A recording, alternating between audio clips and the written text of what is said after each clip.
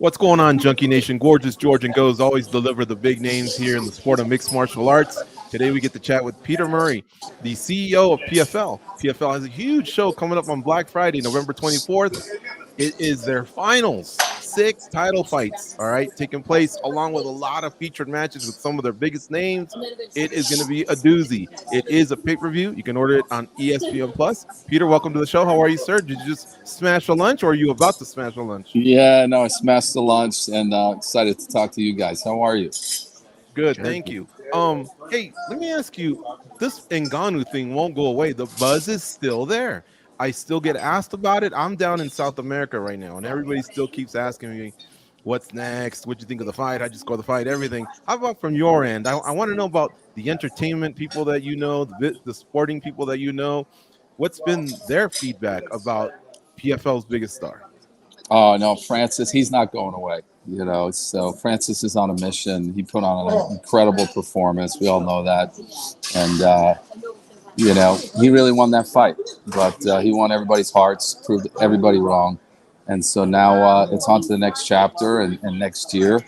We launch our pay-per-view division. Francis will be a big part of that. So he'll return to the cage with the PFL. We'll be announcing those details, I would say in the coming weeks in terms of opponent and timing, working through that. And, Francis is going to continue to box. We'll see if there's a rematch or I know there's a number of big-time boxers who now saw that Francis is absolutely the best combat sports athlete on the planet and has all the skill in the world in boxing. So it's going to be exciting to watch. Do you want him to box? And does it have to be Fury, or can it be anyone else?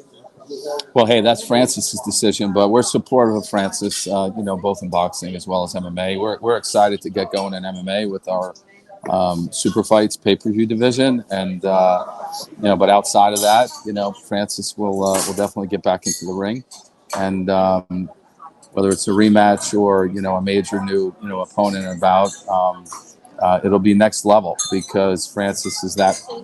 He's got that experience now under the belt, a little added confidence, and he'll continue to go to work. So all the storylines are there for him. Is this based off of his great performance? In other words, let's say he had gone in there and just hadn't been his night, and he decisively lost. Would we have turned the chapter on that book, in that book, and just pivoted towards MMA? Is that where we're at right now because of how great he did? Now we're more towards still writing more words in that chapter.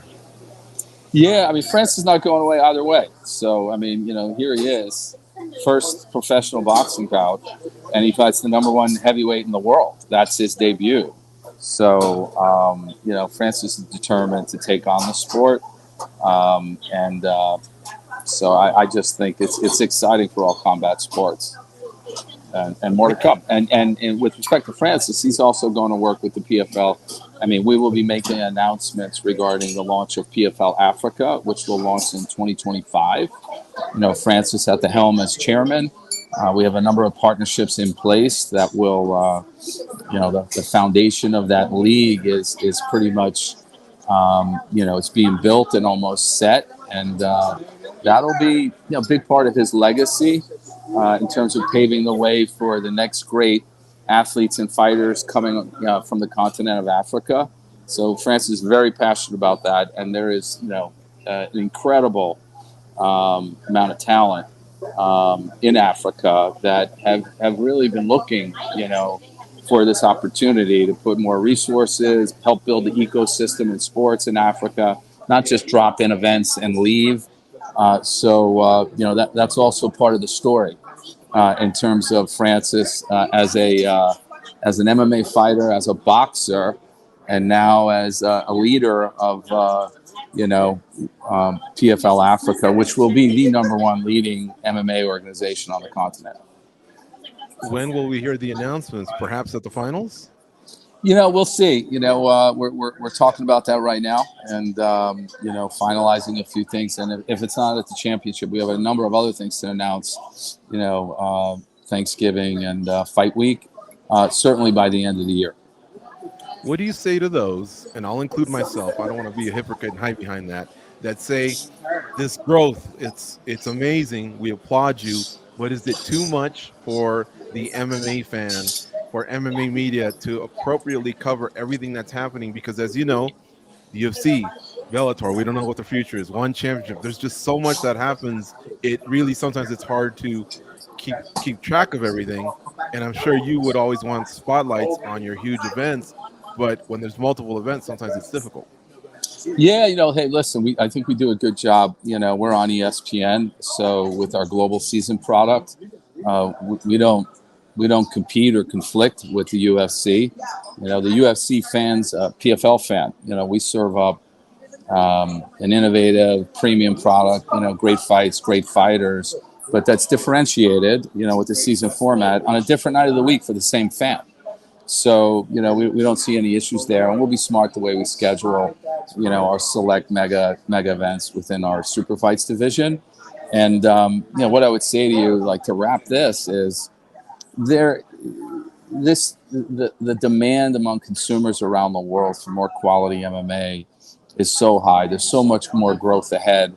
I mean, you talk about covering a sport. How about covering, the world's number one sport in soccer or football, where you have, 9 major leagues that have the best talent in the world. And I couldn't tell you how many matches are in a given week, let alone a month or a year.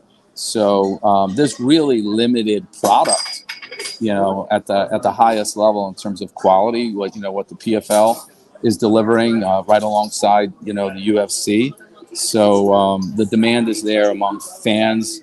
The demand is there, for media companies distributing our product. And we have a great roster of some of the best sports, companies, media companies, and platforms in the world. We distribute to 160 countries, and the fighter, athletes around the world, fighters around the world are looking for an alternate, are looking for proper pathways, and to support them professionally at the regional level, and an opportunity to get to the global stage. So we know what we're solving for fighters, for media companies and fans.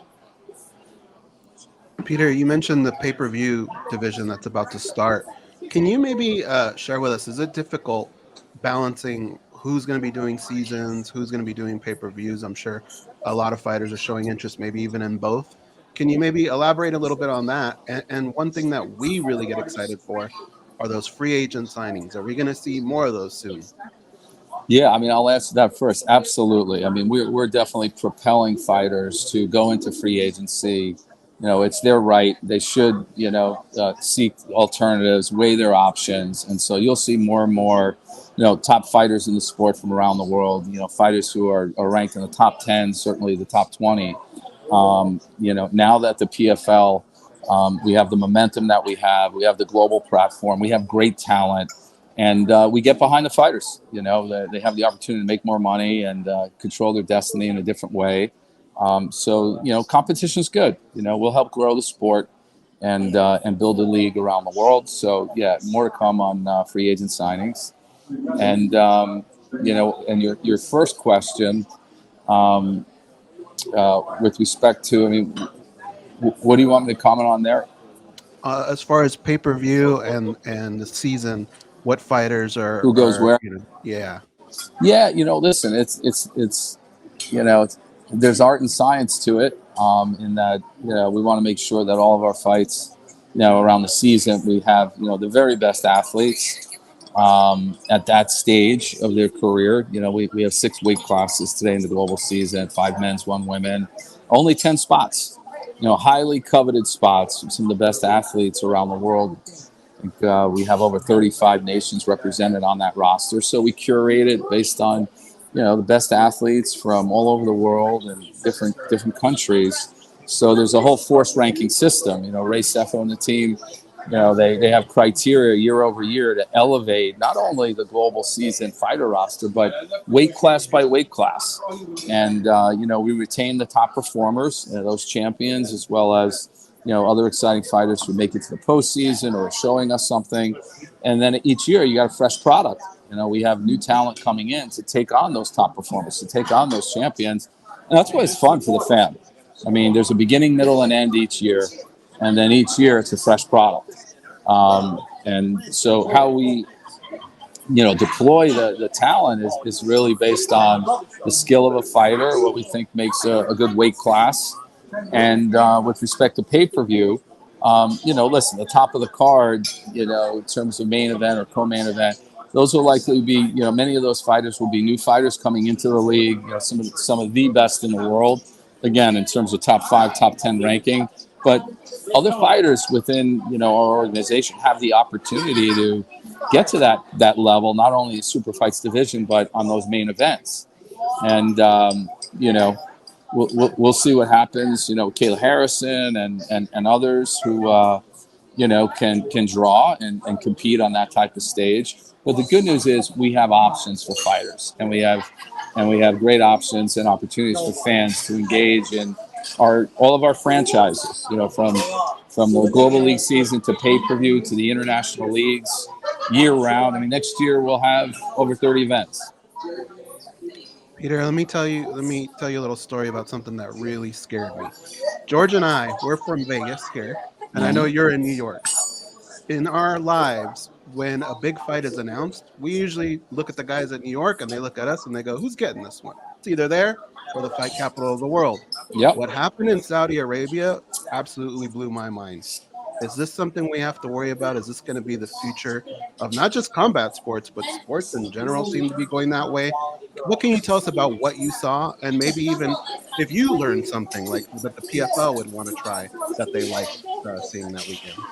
Yeah, no. What I would say about the Kingdom of Saudi Arabia, clearly there's a strategy to be a leader in global sports from a business perspective and investment perspective, and within KSA regionally, the opportunity to develop sports within combat sports overall and other sports at the grassroots level, the Olympic level, the pro level. The desire and the commitment is there, because of all the benefits of sports, for fans as well as, giving, athletes an opportunity. So we're really excited and proud to play a role in that. And with respect to ensuring that Saudi Arabia is really at the epicenter of MMA, the growth sport, of this decade globally and regionally. We are focused on, working with our partners in Saudi Arabia to ensure that, they're building out the right ecosystem, including, mega events. We're launching a regional, league in PFL MENA as well next year. And, we'll be making announcements related to our investment to, develop, elite athletes from around the world and throughout the Middle East at the highest level. So I think it's an exciting time, and we're excited to be a part of it. And what I would say to you regarding Vegas and New York, where I am, look at the event that they put on. It was a spectacle. When you think about the entertainment value, the celebrity to it, and the build to that event. I mean, talk about the atmosphere that I was fortunate enough to be there and supporting Francis, but, you see it, the production value, the conversation, in the media about it. It was world class. It was Super Bowl-like, and there's more to come. And, what I would say is, I don't think Vegas needs to be worried because it's always going to play a role with the legacy. Certainly, here in New York with the Garden and elsewhere, but there's more room for more than a couple of leaders as powerhouse fight capitals, and it's on in Saudi Arabia for sure. Peter, I think one thing that we've all been able to appreciate about the PFL is you guys think outside the box. You're not afraid to try new things. When I heard Deontay Wilder and Francis Ngannou and possibly hybrid rules, I thought that's interesting. But that could mean a lot of different things. What do you think would be kind of like a fair hybrid rules match between those two? Yeah, it's a great question, and it's a conversation. So I mean, you can eliminate a number of things from elbows to submissions, and keep kicks in and takedowns. I think it would be interesting, but there's a range of things you can do. Here's the minimum, here's the maximum, depending upon the opponent's skills. So, but we're gonna have fun with that. Whether it's this fight with Francis and Deontay, or other upcoming bouts that will blend different styles, but not necessarily deploy all the disciplines of MMA, which I think is cool. Do you think that's what Don Davis meant when he said there's just not anything interesting in pure MMA?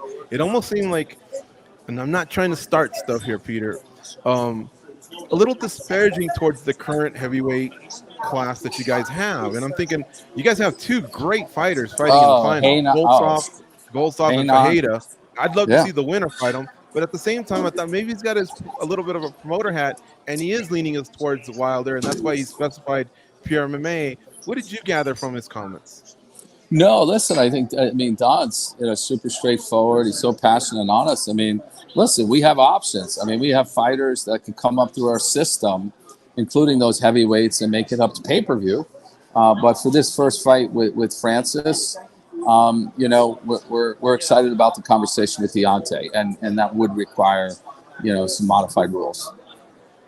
And so are we. I mean, I've seen Deontay many times in Vegas. I think he's an outstanding boxer, represented the United States. So, I mean, I'd be happy to see that as well. But I would love to see Francis back in MMA or MMA guy. So I guess maybe we're partial to that. All right, just a couple more things here, and then we'll let you smash dessert or no, I'm good. Drink waiting for you. Okay. No, I'm good. Middle of the day here. Tell us something. We're not media at this moment for this question. We're not media. We're fans asking you. Give us something on what's going on with these Bellator movements. We're excited, man. This could be huge for you guys, or maybe there isn't anything. But can you tell us anything? Yeah, no. Listen, it's been out there, and we're certainly we're in it, and it's not done until it's done, and when that happens, and we'll be sharing those details. So, we wouldn't have spent this amount of time if we didn't think there was value in the PFL brand.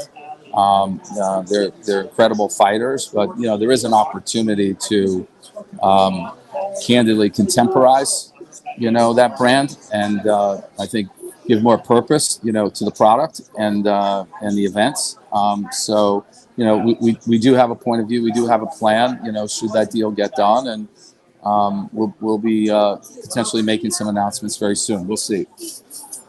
Is there anything you could tell us about that plan? Again, we're fans.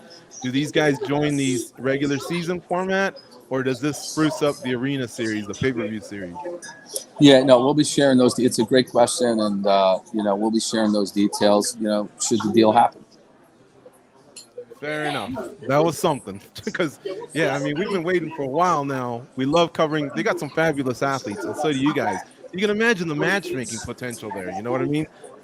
It would really be pretty outstanding, which will allow me to pivot to PFLW. You guys seem to be very invested in this. I think you guys have done a great job of acquiring some great talent. Aspen Ladd, for example, Julia Budd. You've homegrown some talent. There's a rivalry between Pacheco and Harrison. Great stuff. We really, really dig it. But what can you tell us about what else comes in the future of PFLW as far as other weight classes? Yeah, no, great question. We're excited about women, in sport, and women in MMA or in combat sports, and we have some of the best women in all of combat sports. You're looking at champion boxers. Amanda Serrano's came over. Obviously Savannah Marshall's come over. She really wants that rematch with Caressa and do that in the cage, and we're going to set that fight up, which will be epic. I mean, their fight in London was the most viewed women's professional boxing event in UK history.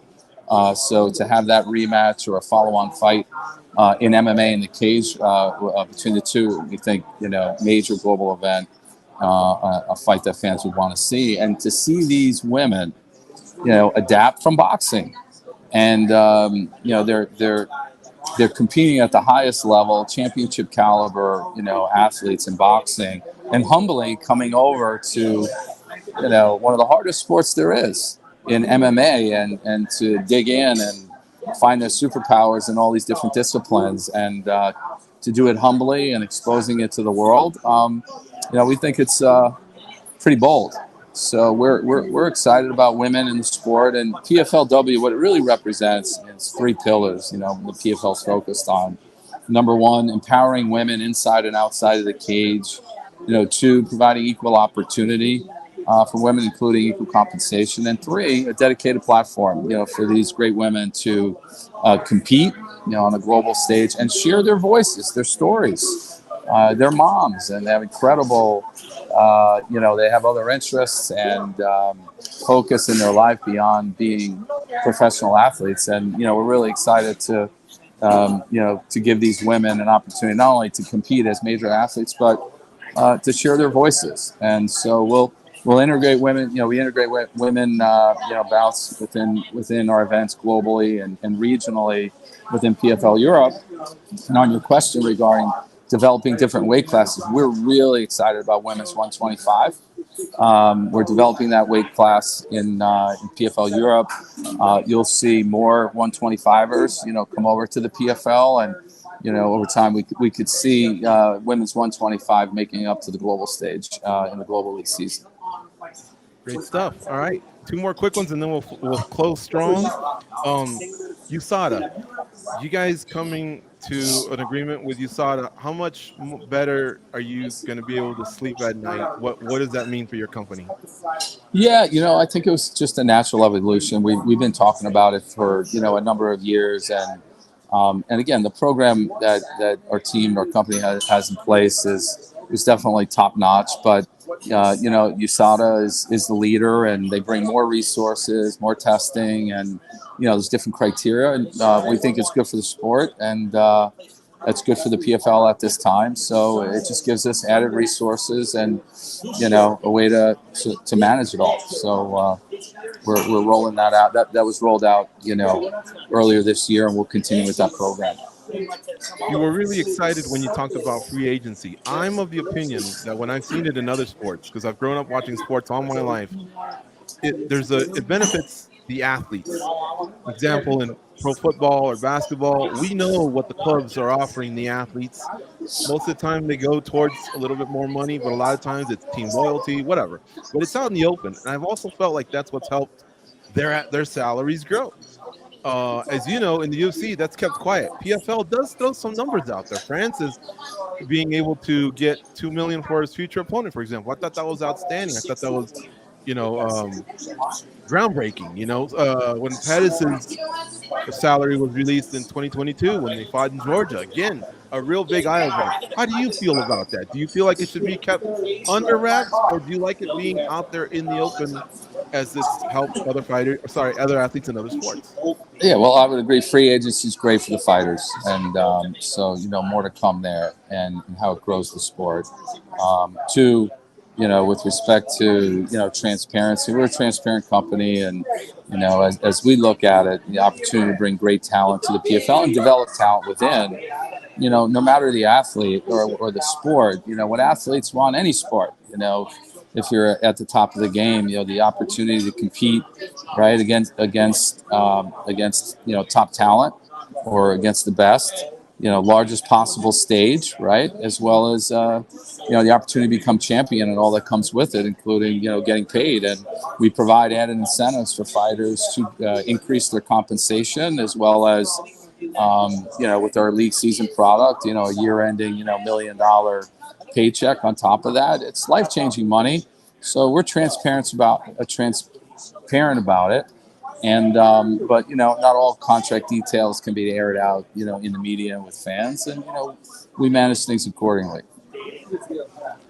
Like I said, we're going to close strong here. Clay Collard versus OAM. OAM has a chance to make some history, joining the few fighters that have won 2 titles at PFL. And at the same time, we were telling him the other day, I think he's Mount Rushmore of Canadian MMA. And I think he seemed to agree, but he knows that, he could really, really finish things off here nicely against Clay Collard. Clay Collard has to be one of the most exciting fighters on your roster. His fights, you just can't miss them. Talk about that fight between OAM and Clay Collard. Yeah, I mean, you touched on OAM. He's gotten better and better year over year. He's obviously Yeah, won the championship last year. He's looking to really create a mark as a two-time champion. I mean, not only is he, a proud Canadian, he's definitely a proud PFL, champion and ambassador. He really is. I mean, he's incredibly skilled. Obviously, he's got GSP, support, great program, of TriStar. And with respect to Clay, you cannot, discount what he can bring. He's had a lot of adversity, over the last, couple of years, but, he's staying focused on his career and on competing. And, you don't like his style is, you don't know what he's going to bring. So, we put it at the top of the card for a reason, and it should be fun. And then, we have 5 other, championship fights, 6 title fights in one night, each earning a belt and a big check, as well as, the return of Kayla Harrison, and we have Ray Cooper, on the card as well. So it's stacked. You have Biagio Ali Walsh on the card, and it's great to see him as an amateur, take this sport on the way he has, with a spotlight. Another fighter that's explosive and is getting better and better. And, we'll see next year when he goes pro. We're looking forward to that moment. Phenomenal athlete. I saw him play high school football for Bishop Gorman. The way he's transition has been amazing. I do want to say Goldsoff and Fajeda, that's just can't miss. All 5 of their wins between the 2 of them have ended with a finish, and all in the first round. 6-5 versus 6-8. I mean, someone's getting thumped in this fight. These guys, they don't play around. No. I mean, both of them. I mean, you nailed it. And like the heavyweights, and we'll see. I think Francis may join us for a little commentary, during that fight. So it'll be fun. I'd love to see a year that has a Wilder Francis Ngannou fight, a Fury versus Ngannou fight part 2, maybe later in the year. But the winner of this fight, I think, hopefully can earn himself a shot at the Cameroonian, the beast, the best athlete, the baddest man on the planet, Francis Ngannou. Folks, like Peter Murray said, there's 6 title fights. All right, you got Derek Brunson coming over. He's going to be facing off against Ray Cooper. You got Julia Budd, former Bellator champion, against Kayla Harrison. I mean, that's been a fight that's been in the works for a long time. The 6 title fights, like we mentioned, $1 million to each winner, all on the 24th. It's a Friday out at the Anthem in Washington, D.C. You got to tune in, and if you can't get there in person, you can watch it on ESPN Plus, $49.99. That's a perfect price for anybody that's got any types of complaints. You're getting, trust me, they're going to over deliver. You're probably going to want to tip these fighters if you can. Peter, thank you so much for this time. I'm sorry we went a little long. You're harder to book than Lionel Messi from Inter Milan. Come on now. We finally got you. Come on now. We appreciate the time. No, you're a busy guy, but it's been fun talking to you. We've been wanting to talk to you. So yeah, no, of course, I enjoy you guys. I appreciate you guys. And what I would say about our World Championship, just give the gift of fighting this holiday on Black Friday with the PFL World Championship. That's a good idea. Yeah, let's go. Yeah, Magomed Kerma versus Savage Kasanganai versus Josh Silvera. The card is stacked. Thanks, Peter, for the time. We'll talk to you soon. All right, guys. Peace. Take care.